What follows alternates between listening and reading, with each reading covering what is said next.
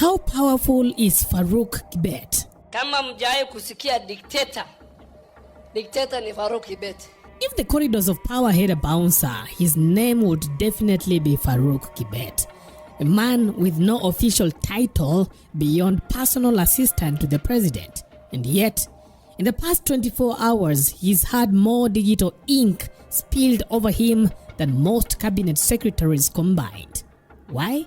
Because former Deputy President Rigathi Gachagua went on national television and all but crowned him co-president. He says that I was fighting Farouk KIBET. Farouk KIBET is not a small man. He is a co-president in this country. Now, thanks to that bombshell interview and a conveniently timed viral video, Farouk's power, or perhaps the myth of it, is under the nation's microscope. In the now infamous 17-second clip, Treasury CS John Mbadi arrives at an official function flanked by his entourage. Enter Farouk KIBET, stage left. With the quiet authority of a man who owns the script, he walks up to Mbadi, grabs his hand, and gently but firmly redirects him away from his own company. One man tries to intervene. Poor soul. But Farouk brushes him off with the ease of someone accustomed to command. Mbadi doesn't resist, he follows.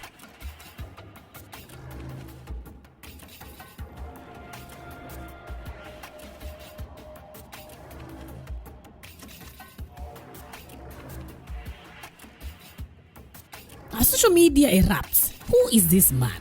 What power does he wield? Why is a CS answering to a PA?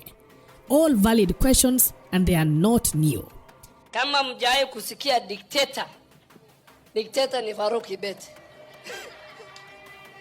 Na unajua yeye ana ofisi, lakini hako na corridor ingine ambaye inaitwa the corridor of power. Unajua watu wanasikiaga Farouk. Wanafikiria ni mtu utaenda upate ako na ofisi from moja pale kwa rais wetu. Huyu Farouk ni mtu tofauti. Hata hao watu wa kuandika magazeti hawajui waandika anaitwa nani. Ni mtu ako na responsibility. I works hard, lakini you cannot go somewhere na useme hii ndio ofisi ya Farouk. Ofisi ya Farouk ni penye Farouk ako. But sasa watu waliingia kina Farouk, utafikiri wao ndio wamechaguliwa kama rais.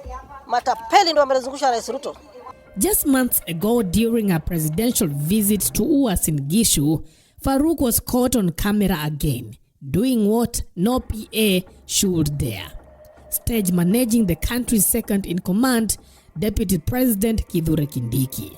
Then trailing behind President Ruto with the relaxed air of a man enjoying local entertainment, found himself politely but visibly nudged into formation. Farouk appeared whispered or perhaps ordered something, and suddenly Kindiki, smiling sheepishly, repositioned himself behind the president, right where Farouk wanted him.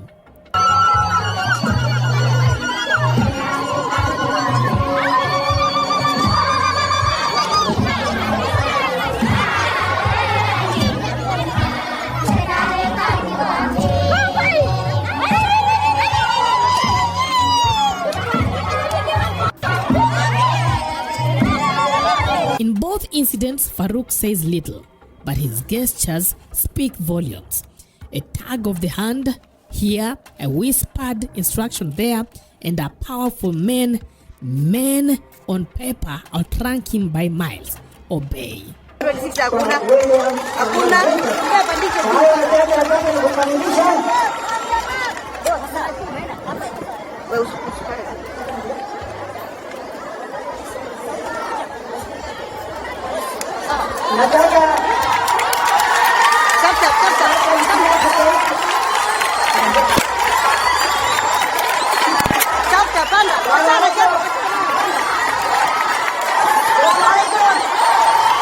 To the casual observers, it looks like Farouk is calling the shots. But to Gachagua, it is not a look, it is a fact.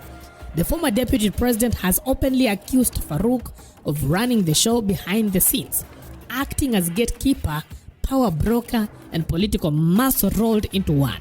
Now, if President Ruto is the head, Farouk KIBET is the hand. Always moving, rarely seen, and apparently indispensable. Farouk KIBET runs the government. Everybody reports to him. The Inspector General of Police, the head of public service, cabinet ministers. William Ruto issues instructions to cabinet ministers through Farouk KIBET.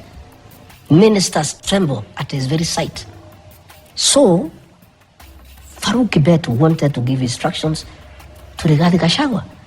Gachagua was elected by the people of Kenya alongside William Ruto. There is no way I would have allowed Farouk KIBET to give instructions to me. And let me tell you, Rogers, Farouk KIBET was trying to run my office, make appointments for people to come and see me. And initially, I thought it's okay, maybe that's how William Ruto wants us to work. Until I learned that Farouk KIBET was collecting money from people to come and see me, and I have nothing to give them in return. And I went and I told the president, Mr. President, I'm your principal assistant. Please, your personal assistant cannot give me instructions. And if you want to give me any instructions, you give them yourself and I obey them to the letter. But you cannot use your PA to order me around. And your PA is taking advantage to make money from people. And I told you, Mr. President, for your information, because I'm your advisor in this matter, I will be failing in my duty if I don't advise you and tell you what is happening. Okay. All the people Farouk KIBET is clearing to come and see you, he's collecting money. And there's hue and cry in town. And you, State House is getting very disrespected because it has become a center of corruption. All appointments of people coming to see you, KIBET is collecting money. And Mr. President, I think you need to check this. But if you want to continue with it, tell him to keep off my... But President Ruto isn't buying the hype.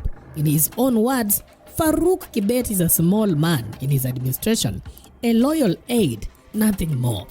A humble foot soldier, except foot soldiers don't rearrange cabinet secretaries like furniture. Mbele magari, naomba tufungue kule mbele wananchi ili tupishe magari. Hii basi ikiwa ndio gari ya mwisho, niombe ikiweze sasa kumkaribisha. So, where does the truth lie?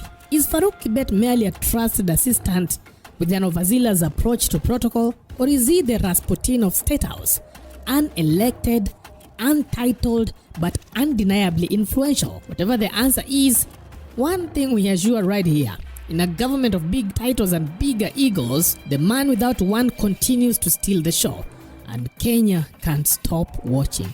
In fact, you have had many people labeling him as the former President Moi's, friend or ally. Be what? Well, what do you think about Farouk KIBET?